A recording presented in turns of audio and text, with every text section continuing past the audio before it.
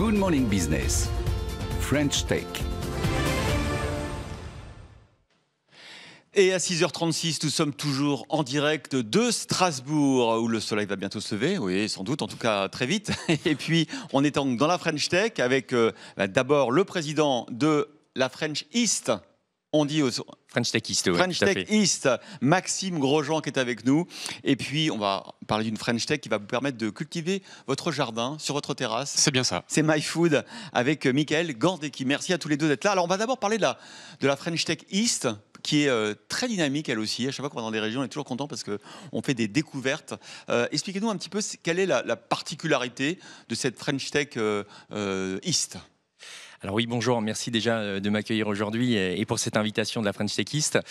Donc effectivement, on a un écosystème qui a certaines spécificités, mais bon, la première chose à dire, c'est qu'on fait partie des 13 capitales françaises de la French Tech. Ouais.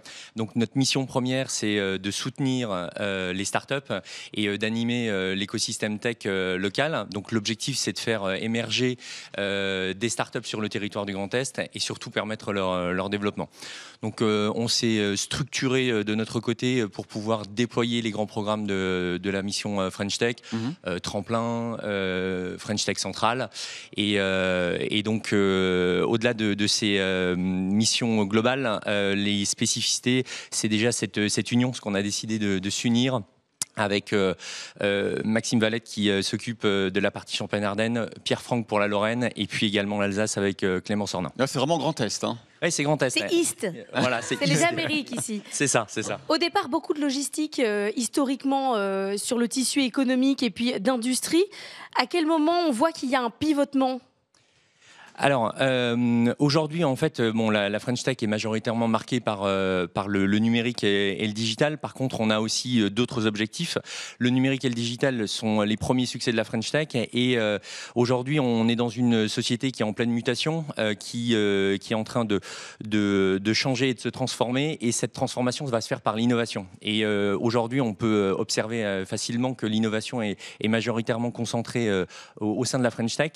Et notre rôle, c'est de déployer cette innovation pour servir l'industrie. Alors, on va prendre un exemple justement avec notre invité aussi, Michael Gandecki, cofondateur de My Food. Ce sont donc des serres particulières pour les individus qu'on peut poser sur quoi ? Sur des balcons, sur des terrasses ? Sur des balcons, sur des terrasses, dans le jardin, sur un toit. Ouais. L'objectif, c'est de produire sa propre alimentation.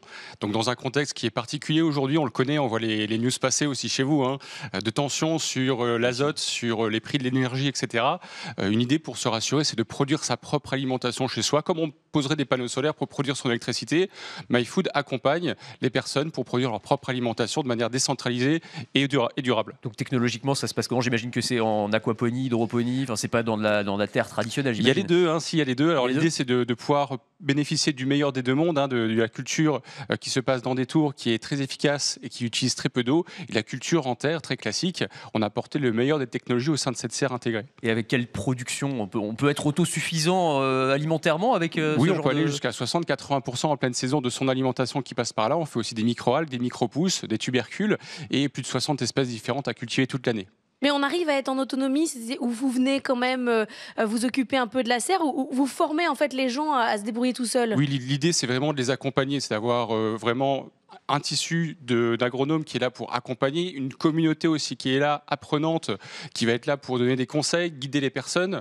Et c'est vrai que là, aujourd'hui, on a plus de 800 serres connectées maintenant, où les générations successives des pionniers, comme on les appelle, s'entraident géographiquement pour aller vers de plus en plus d'autonomie alimentaire chez eux. Des générations de pionniers, il va falloir vous faire inviter par Mazella, Frédéric Mazella, hein, dans l'émission Les Pionniers, le vendredi soir sur BFM Business. Mais voilà, je veux me lancer, je suis un pionnier, alors je vous contacte, je vais sur le site internet, évidemment, My Food.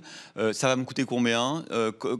Quel est le modus operandi ? Alors, vous rentrez en contact avec nos équipes commerciales qui vont vous accompagner pour vraiment adresser votre besoin. Ouais. Donc, les serres peuvent aller de 22 mètres carrés à plus. Ça peut être des serres un peu plus restreintes de 3,5 mètres carrés en fonction de l'espace disponible. Ça peut vous coûter, alors c'est un déplacement de budget, hein, donc le temps que vous passez en moins sur la route ou dans les boutiques, c'est de l'investissement finalement que vous placez dans votre serre à partir de 130 € par mois. Pour une serre familiale, c'est vraiment accessible, surtout quand on connaît l'inflation des prochaines prochaines années. C'est vraiment un investissement intéressant. Donc on peut s'abonner, 130 €, à partir de 130 € par mois, et on cultive ses tomates. Tout à fait. C'est ça, c'est des tomates. Qu'est-ce qui marche le mieux? Alors, ce qui marche le mieux en pleine saison, effectivement, les tomates, les aubergines, les concombres, les melons, les pastèques, enfin voilà, tout le panier, on va dire, Il faut de la place quand même pour des melons et des pastèques. Ah oui, bah justement, ça se cultive dans l'espace, dans le volume, hein, c'est assez intéressant pour ça. Et là, sur la basse saison, on va passer plus sur des blettes, sur les choux, sur la mâche, le radis, etc. Voilà. C'est un peu une obsession chez moi, mais est-ce qu'il y a un côté connecté à tout ça? Est-ce que vous avez une analyse par des algorithmes qui optimisent la pousse des plantes, Cette ce genre pastèque de ne choses? va pas bien. Mais non, mais bien sûr, mais mais évidemment, oui. mais c'est très important. Oui, c'est très et important. French Tech oblige, oui, il y a quand même un peu de tech, hein, donc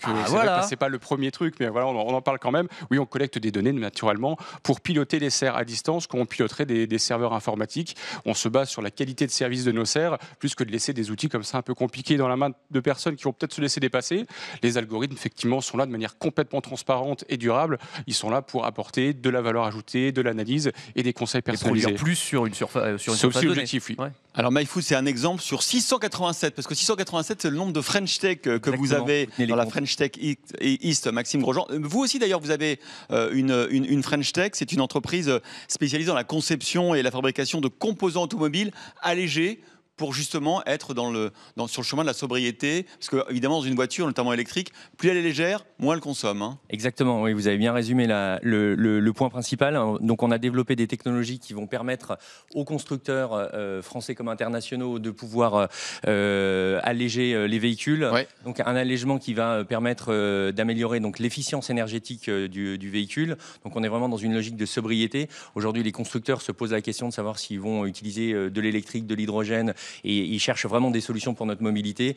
L'allègement va rentrer dans cette logique de sobriété, économiser du CO2 et augmenter l'autonomie de nos fameux véhicules électriques. C'est pas très à la mode. Hein. Aujourd'hui, on a des grosses voitures. Hein. Tout fait plus d'une tonne. Oui, alors largement plus d'une tonne. On est plus, sur les véhicules électriques. Twingo qui fait une tonne. Voilà, c'est ça. On est plus sur 2 tonnes. Et justement, en fait, on a besoin de confort, on a besoin d'usage. Et en fait, cet usage aujourd'hui génère du poids.